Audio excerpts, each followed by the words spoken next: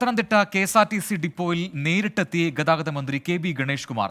നഗരസഭയുടെ മാലിന്യ സംസ്കരണം കൃത്യമല്ലെന്ന് മന്ത്രി വിമർശിച്ചു.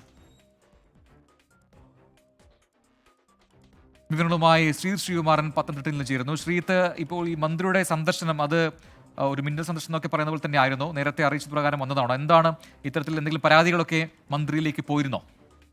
മിന്നൽ സന്ദർശനമെന്ന് പറയാൻ കഴിയില്ല. കാരണം അവിടുത്തെ ഡിപ്പോ മാനേജർ അടക്കം അറിഞ്ഞിരുന്നു എന്നാണ് നമ്മൾ മനസ്സിലാക്കുന്നത്. എന്തായാലും മന്ത്രി ഇവിടെ എത്തി.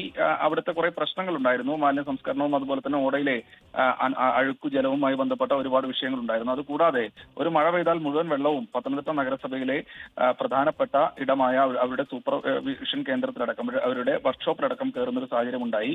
അപ്പോൾ ഇത് നിരവധി തവണ പരാതികളായി ആളുകളുടെ മുൻപിൽ ഉണ്ടായിരുന്നു, അല്ലെങ്കിൽ മന്ത്രിയുടെ മുൻപിലും ഇതുണ്ടായിരുന്നു.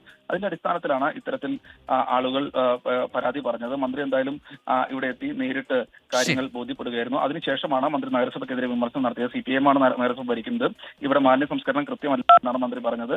ഇത് ടെൻഡർ വിളിച്ച് KSRTC തന്നെ ചെയ്യുമെന്ന ഒരു കാര്യമാണ് മന്ത്രി ഏറ്റവും ഒടുവിൽ പറഞ്ഞു വെച്ചിരിക്കുന്നത്.